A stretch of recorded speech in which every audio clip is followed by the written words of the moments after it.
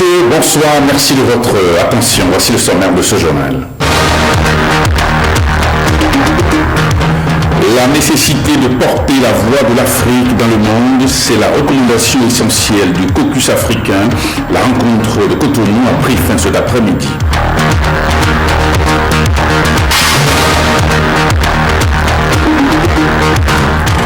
Processus de restructuration des instances dirigeantes de l'Union fait la nation. Les responsables de ce regroupement politique s'y engagent désormais. Bruno Amosso l'a annoncé cet après-midi.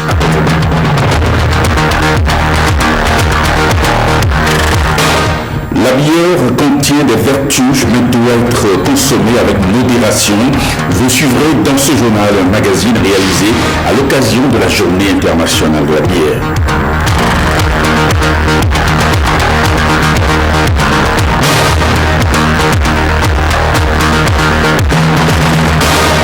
Merci de nous rejoindre. Le rideau sur le caucus africain 2016, cette rencontre du groupe des gouverneurs de banques centrales et des institutions de Bretton Woods a débouché sur la nécessité de porter la voix de l'Afrique auprès des partenaires financiers.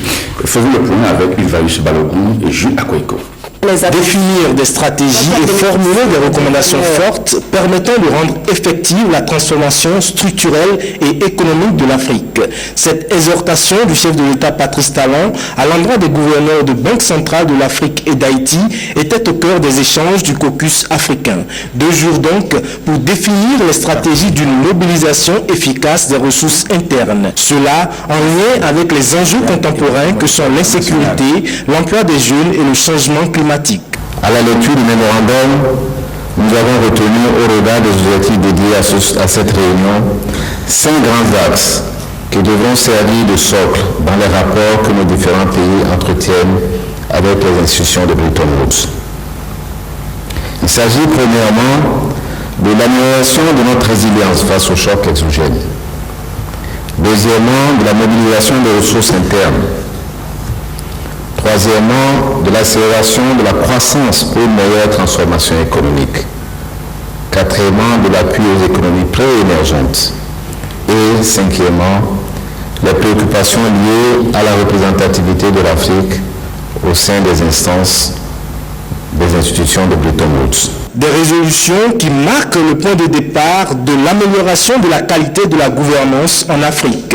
Un appel de pied aux institutions de Bretton Woods. La nécessité de soutenir l'Afrique et d'accompagner fermement les efforts des gouvernements africains est plus qu'impérieuse pour le maintien de l'équilibre du monde, qui, faut-il le rappeler, est en proie à de graves crises. Notre appel à nos partenaires internationaux, et en particulier au Fonds monétaire international et au groupe de la Banque mondiale, est aussi de porter la voix du continent auprès de la communauté des bailleurs de fonds, des partenaires de développement, pour un financement plus important en faveur de nos objectifs de développement. Tout en souhaitant que l'engagement de Cotonou soit un modèle de suivi et d'application concrète, rendez-vous est pris pour Botswana 2017. Après 2 jours de travaux autour des questions liées au développement socio-économique de l'Afrique, les participants au caucus africain ont formulé des recommandations pour la transformation structurelle et économique du continent. Suivez ici un extrait de la déclaration de Cotonou. Au micro d'Ulvaeus Balogun et de Jules Akweko. Les gouverneurs ont relevé que le contexte actuel reste marqué par la multiplicité des chocs, notamment la chute des cours de matières premières, le resserrement des conditions financières sur le marché des capitaux, les défis d'ordre sécuritaire, en particulier notamment du terrorisme, et le changement climatique. Dans ce contexte rend difficile la conduite des politiques de développement sur le continent africain. Les gouverneurs s'engagent à œuvrer davantage pour la bonne gouvernance et la transparence dans la conduite des politiques publiques de développement, afin de préserver et de renforcer les avancées réalisées par les économies africaines au cours de la dernière décennie. Les gouverneurs lancent un appel aux institutions de Bretton Woods pour accompagner la transformation structurelle des économies des pays africains, notamment par le financement et la facilitation d'investissements massifs autoconcessionnels dans les secteurs clés. À cet effet, il recommande une nouvelle approche, de nouveaux instruments adaptés aux besoins réels du continent et un cadre de gestion de la dette plus souple. Le gouverneur sollicite des renforcements des capacités techniques adaptées des institutions de Bretton Woods pour rendre les économies africaines plus résilientes aux chocs, notamment exogènes, étant entendu que l'aide au développement devrait être un levier pour libérer le potentiel intérieur de nos États. Les gouverneurs africains appellent les institutions de Bretton Woods à rendre effectifs les engagements pris en matière de diversité et de représentativité du continent africain dans toutes leurs instances de décision. L'Union fait la nation est engagée dans le processus de restructuration de ses instances dirigeantes. L'annonce de cette décision a été faite cet après-midi par le président de l'Union, Bruno Moussou, qui en a profité pour repréciser la position de l'Alliance dans la gestion du pouvoir en place. C'était au siège de l'Union fait la nation à Figuerousset. Alain de Suivre, Bertrand Alain. Il s'agissait pour le président de l'Union fait la nation d'expliquer aux hommes des médias les raisons qui motivent la décision de l'UN de procéder à la mise en place des groupes de travail et des comités thématiques au sein de cette alliance politique. Deux raisons fondamentales expliquent à ses yeux ce choix. Ces exigences, selon Bruno Moussou, sont d'ordre interne d'une part et liées au positionnement politique de l'Union d'autre part. Il est apparu nécessaire de faire évoluer les structures de l'Union et de faire en sorte que les bases de l'Union puissent s'élargir. Cette exigence, cette décision appelle que soient mis en place des structures en mesure de procéder à cet élargissement et à ce renouvellement. Parce que ce processus doit aboutir à la tenue d'un congrès qui va modifier profondément la structure de l'UN et renouveler en profondeur le personnel dirigeant de l'Union. Bruno Moussou a également reprécisé la position de l'UN par rapport à sa participation à la gestion du pouvoir actuel. L'Union fait la nation est une composante politique de la majorité présidentielle, du pouvoir en place. Nous ne soutenons pas le pouvoir en place, nous sommes le pouvoir en place. Nous sommes une des composantes politiques du pouvoir en place. Donc, nous devons répondre des décisions que le pouvoir en place prend. Mais pour répondre à ça, il faut soi-même être en mesure de faire des propositions. Lorsqu'on dit le chef de l'État va décider de telle chose, il ne sécrète pas ce qu'il veut dire dans sa seule tête. Il consulte des forces politiques, il consulte toutes les organisations, que ce soit de la société civile ou non, qui sont dans l'exercice du pouvoir avec lui et arbitrent. Suivra la remise des différentes lettres de mission aux responsables des divers groupes de travail et des comités thématiques. On retiendra entre autres le groupe de travail devant réfléchir sur le rapport de la commission Diagono, sur le système partisan, sur le système électoral et puis sur la proposition des actions de terrain des membres de l'Union. Pour les comités thématiques, on retiendra entre autres ceux de la santé, de l'éducation, de la défense et sécurité. Et tout s'enchaîne sur le campus d'Abomey-Calavi après les deux décisions qui suscitent polémique. L'université va en congé à compter de ce 4 août. Dans la foulée, les étudiants lancent le mouvement Campus Mort. Et ce matin, le recteur Brice Saint-Saint était face à la presse pour justifier la position de l'équipe rectorale. La crise à la Flash a des relents de plus en plus difficiles à contrôler. Flash dans la tourmente, c'est un élément réalisé par Pétroli Locosso et Emmanuel Seban. École nationale d'administration et de magistrature ENAM. Les salles de cours sont closes, pas d'étudiants, pas d'enseignants. Pareil dans les autres écoles et facultés visitées. D'une manière générale, l'université d'Abomey-Calavi est moins animée que d'habitude. Difficile cependant de conclure qu'il s'agit des effets du mouvement Campus Mort, car depuis ce 4 août, l'université d'Abomey-Calavi est en congé. Alors que la grève des étudiants gagne en puissance, le rectorat prend ses précautions en postant gendarmes et policiers de l'entrée de l'université au point sensible de ce lieu du savoir. C'est donc sous sécurité renforcée que Brice Saint-Saint a réuni les hommes des médias pour réitérer qu'il s'agit de décisions irrévocables. J'ai demandé l'indulgence de mes collègues de la Flash. Nous sommes tous mis d'accord sur cela, savoir que à l'issue des 2 examens, le premier et deuxième semestre, il y aura un examen de rachat. À l'instant même, j'ai fait appel aux responsables d'associations d'étudiants de partager avec eux la bonne nouvelle. Ils ont applaudi, ils ont félicité leurs enseignants. Et je leur dis, c'est ma dernière cartouche. Une fois qu'un conseil pédagogique, un conseil des professeurs réunis, prend une décision, même le chef de l'État, je vous le répète, même le chef de l'État ne sait pas le faire plier. Prendre ces mesures peu de jours avant les congés est sûrement stratégique. On pourrait penser que le mouvement Campus Mort serait sans effet dans ce contexte. Il suscite pourtant quelques craintes et réflexions. Je ne peux pas examiner ici quand même, mais j'ai la peur, la crainte que ces examens ne peuvent pas peut-être tenir compte tenu des mouvements qui se passent sur le campus concernant la flash. Les tasses et le bruit peuvent chaque fois résoudre des problèmes. Et d'ailleurs, ils sont aujourd'hui à Ouditapu. Seul le campus Mort ne pourrait jamais les amener concrètement à résoudre ce problème. Les tests de LMD, comme ils sont en train de le dire, ils n'ont pas appliqué et mettre les étudiants aussi dedans et tenir compte des parents aussi, des parents qui sont là, ils n'ont qu'à aussi tenir compte de tout ça là. Les décisions d'invalidation de l'année et de suspension pour 5 ans d'une vingtaine d'étudiants sont les nouveaux épisodes du feuilleton Flash dans la tourmente. Que se déclinent les jours à venir de nouveaux rebondissements ne serait pas étonnant. Et toujours par rapport à cette actualité, les représentants de la FNEB, de l'UNEB et de l'UNSEB étaient aussi cet après-midi face à la presse. Ils souhaitent l'abrogation de la décision rectorale. Voici un extrait de leurs propos. Nous restons sereins et concentrés sur les revendications majeures.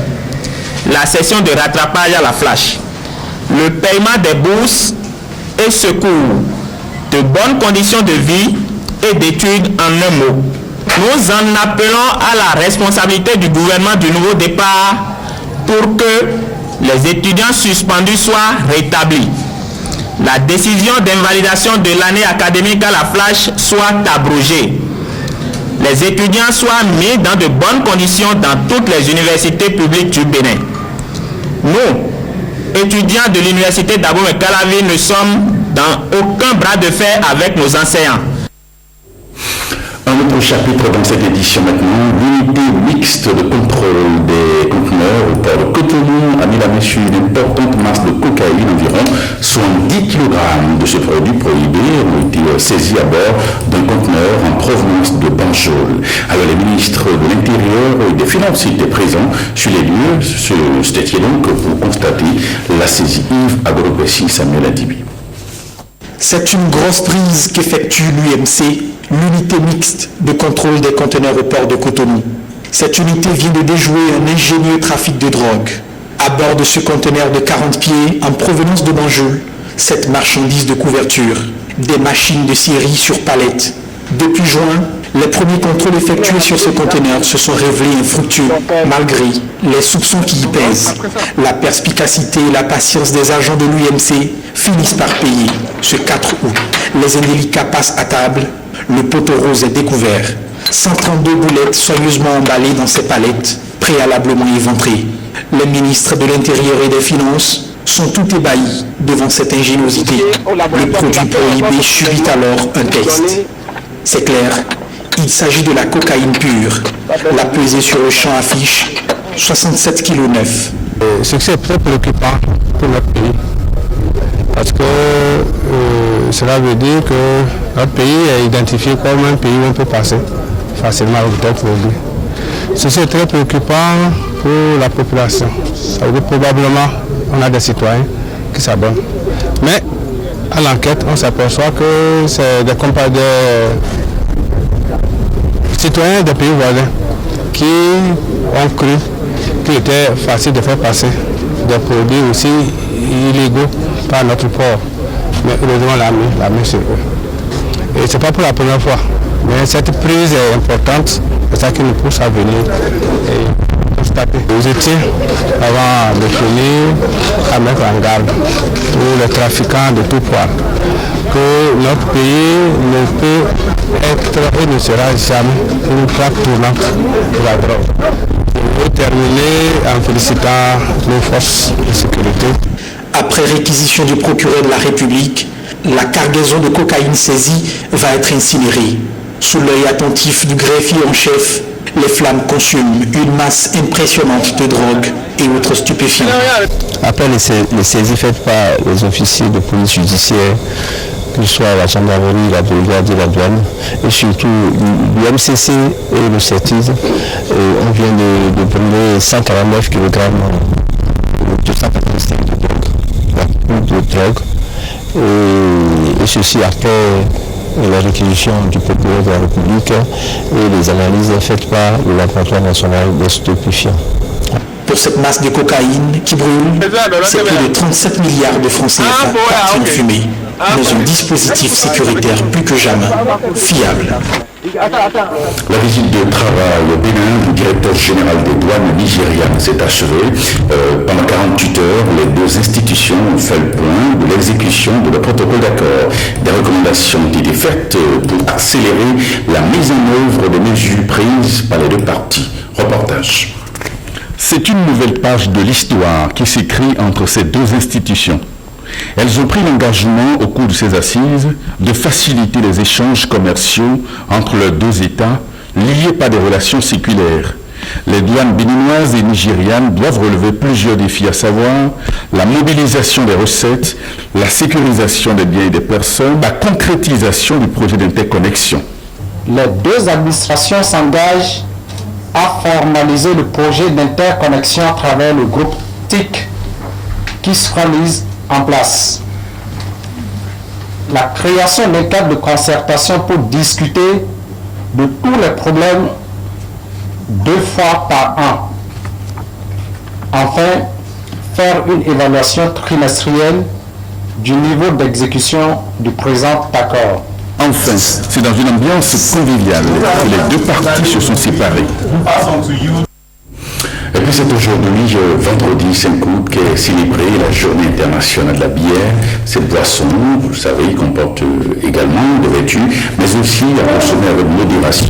Dari da Silva et Jérôme Mongour se sont intéressés à la question. Suivez le magazine. Créée en 2007 par un groupe de 4 amis de Santa Cruz en Californie et un entrepreneur, la Journée internationale de la bière est une fête qui se déroule chaque premier vendredi du mois d'août. L'initiative a eu lieu pour la première fois le 5 août 2008 et s'est propagée à travers le monde. La bière, quand vous prenez ça, je crois qu'on pisse beaucoup par rapport aux autres boissons. Ça me permet d'éliminer les soucis, de me faire distraire après une journée chargée de travail. Une bouteille de bière peut vous faire du bien.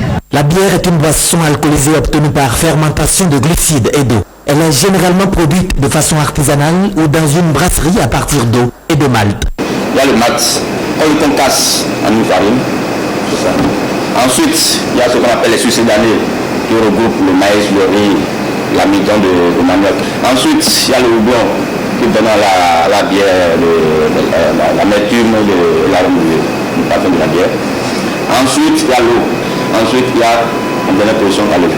Ainsi, la bière comporte une partie alcool et une partie glucide. Tant qu'il y a des céréales, nous avons aussi les vitamines du groupe B. La B3, la B9, la B6, la B12. Tous ces composés sont intéressants. Nous avons aussi un composé intéressant qui est le silicium et des flavonoïdes, des antioxydants comme un flavonoïde intéressant, la xanthohumol qui va être intéressante pour certaines choses dont nous allons parler tantôt. Si moi je prends là, mon ventre là, ça grossit. Mais souvent si je prends de l'eau gazéfiée par là, bon, c'est légèrement plus. Si vous voulez consommer la bière, ça veut dire que vous avez réduit une partie de votre alimentation et vous le complétez par la bière. Là, ça peut aller. Mais si vous mangez normalement et que vous prenez la bière normalement, alors bientôt, les graisses vont être déposées au niveau de votre ventre et le petit ventre commence à pousser très tôt. De nos jours, plusieurs entreprises tirent l'essentiel de leurs revenus de la commercialisation de ce produit. On ne peut pas parler du bar sans la bière. Je dis pourquoi pas. Ceux qui viennent prendre de l'eau ou bien des sucreries n'arrivent pas à consommer. Sans la bière, on ne peut pas avoir du temps. Beaucoup de personnes aiment consommer la bière.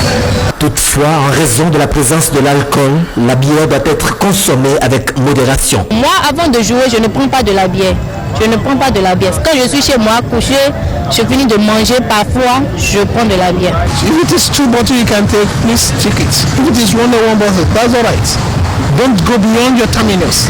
Quand on commence avec une bouteille, après ça devient 2 bouteilles, après ça devient 4 bouteilles, on tombe toujours dans la bulle. Surtout les jeunes. Il faut prendre ça modérément. Il ne faut pas abuser. Une consommation par jour pour les femmes, 2 consommations par jour pour les hommes au maximum. De Santa Cruz, les regards sont désormais tournés vers les localités du Bénin pour la valorisation des bières locales. L'opération de déguerpissement entreprise dans la ville de Cotonou se poursuit. Alors les éléments du commissariat central de Cotonou ont fait ce jour une descente inopinée sur les principales artères de la ville, place de Souvenir, les 3 banques, Zongo et Bourse du Travail, entre autres, sur les zones sillonnées. Eh bien, en attendant, la répression, la sensibilisation toujours de mise. L'ex-Vinator Ramato Lavani. Chasser le naturel, il revient au galop. Pour ces vendeurs à la sauvette et mendiants professionnels qui ont pour siège les feux tricolores et les principaux carrefours de Cotonou, les vieilles habitudes ont la peau dure.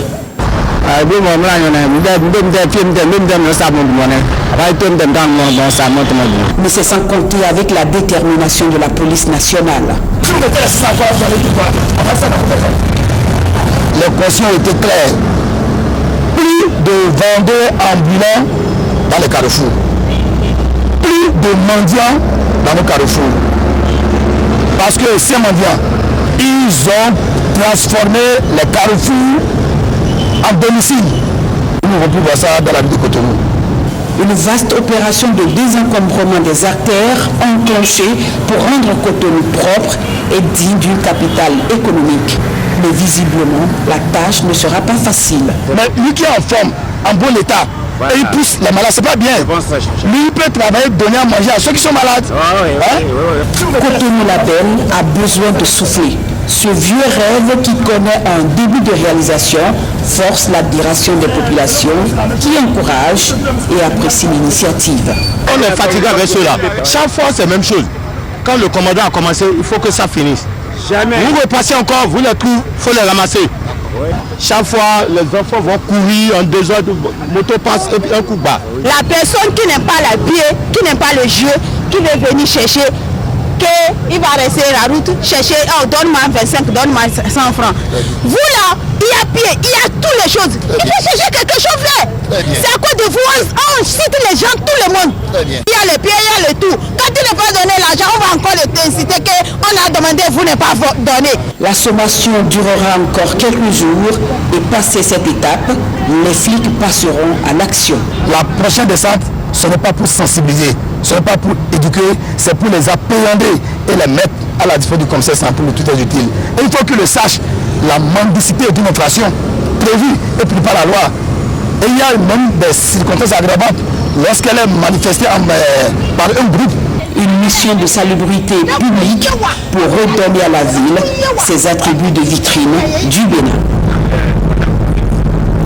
L'élément produit au Bénin est désormais labellisé, un label collectif réunissant les acteurs de la filière. Le lancement du dit label a eu lieu ce vendredi au stade de l'amitié Mathieu Kérékou, en présence du ministre d'État chargé du plan de développement. Le point avec Gary Da Silva et Yvaïus Balogun. Le rêve des acteurs de la filière ananas est désormais une réalité.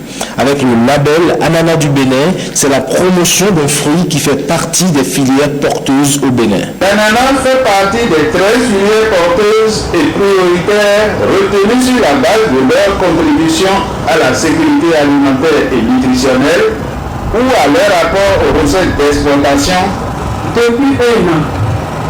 nous avons décidé de travailler à la labellisation de l'ananas pain de sucre.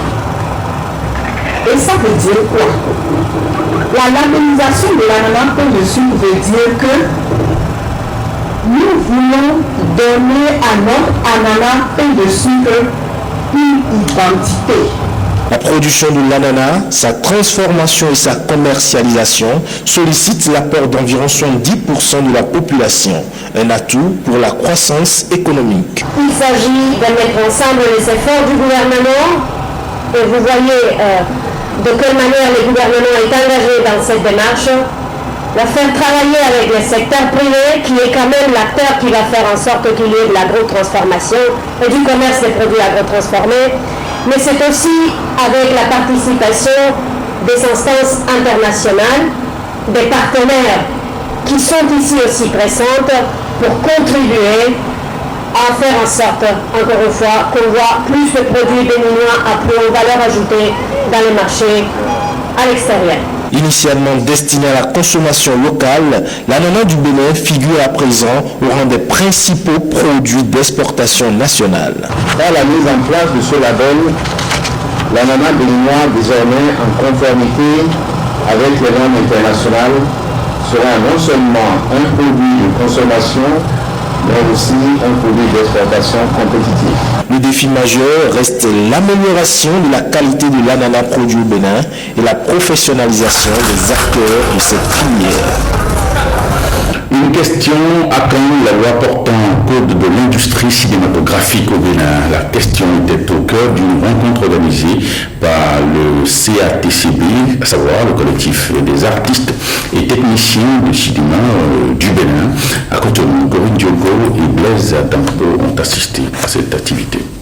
C'est en avril 2016 que le collectif des artistes et techniciens de cinéma du Bénin, CATCB, a été mis en place. Ce forum est conçu pour défendre les intérêts de l'industrie cinématographique et des acteurs. La présente rencontre vise à faire le point des démarches entreprises par le collectif depuis sa création. Les objectifs de ce matin par rapport au CATCB, c'est de porter à la connaissance des cinéastes béninois de notre travail, de rencontre avec les institutions comme la Cour suprême et l'ARAC, qui devraient faire une relecture de la loi portant code de cinématographie en pays du Bénin. Donc on a essayé de dynamiser cette relecture au niveau de ces institutions. Et donc aujourd'hui, à la date où on est, les deux institutions ont déjà fait leur relecture et ont porté leur avis de lecture. Cette séance va aboutir aussi à la mise en place d'un lobbying vers les institutions pour l'adoption du projet de loi sur l'industrie cinématographique. Nous avons décidé à travers ces rencontres, d'une part de mettre en place une commission entre le collectif, le ministère de la Culture et la direction de la cinématographie, un ensemble de personnes ressources qui vont travailler sur cette loi, ce projet de loi. Le collectif s'attend à la mise en session de ce projet de loi cette année à l'Assemblée nationale. Et puis une nouvelle compagnie aérienne qui s'installe au Bénin, il s'agit de Carino Airlines qui va rallier Cotonou. Voilà, Bangui, la compagnie aérienne centrafricaine, a procédé à son vol inaugural ce lundi. Le point de cet événement avec Patrick Bénou et Cécile Rondet. Airlines vole pour la première fois le sol béninois. D'une capacité de plus de 120 places, cette nouvelle compagnie aérienne d'origine centrafricaine va désormais desservir la ligne Cotonou-Douala-Bangui. Dans l'esprit de la conquête de l'espace aérien et surtout du désenglavement de l'Afrique en général et de la République centrafricaine en particulier, des efforts ont été consentis par les autorités ces dernières décennies pour permettre à toutes les compagnies de desservir la majorité des capitales africaines, dont la dernière en date est Cotonou, qui sera désormais desservie par Carino Airlines. Ceci démontre que la coopération africaine est renforcée et vivement opérationnelle pour renforcer les liens d'amitié et de fraternité entre les deux pays. À l'entame de cette initiative, le projet soutenu par CCEI Banque Bénin portait deux rêves, dont la suppression du visa entre la Centrafrique et le Bénin. Mais sa mise en œuvre rencontre quelques difficultés. Nous nous sommes battus et nous sommes allés à la signature de la convention d'annulation de visa. Mais je peux vous dire que malheureusement, jusqu'à ce jour, l'entrée en vigueur tarde à venir. Mais je mettrai à profit mon séjour béninois pour pouvoir plaider cela auprès des plus hautes autorités de mon pays. Et mon second rêve était de faire en sorte qu'il y ait un support pour véhiculer non seulement les hommes entre les deux nations, mais également des échanges économiques entre les deux peuples. Aujourd'hui, c'est une réalité. La sécurité et le confort seront le point de mire de cette compagnie aérienne, confirment les autorités de l'aviation civile au Bénin. Eh bien, ce journal va se refermer. Merci pour votre fidélité. Mais avant de vous séparer, quelques informations. Suivez à 21h un entretien sur le thème agriculture béninoise. Quels enjeux avec le coton? C'est à partir et à partir de 22h, le feuilleton, le choix d'amour et Windeck. Le journal du soir est prévu pour 23h30 avec Jérôme Moumbo. Retrouvez cette édition sur notre site www.ortb.bj. Merci et à bientôt.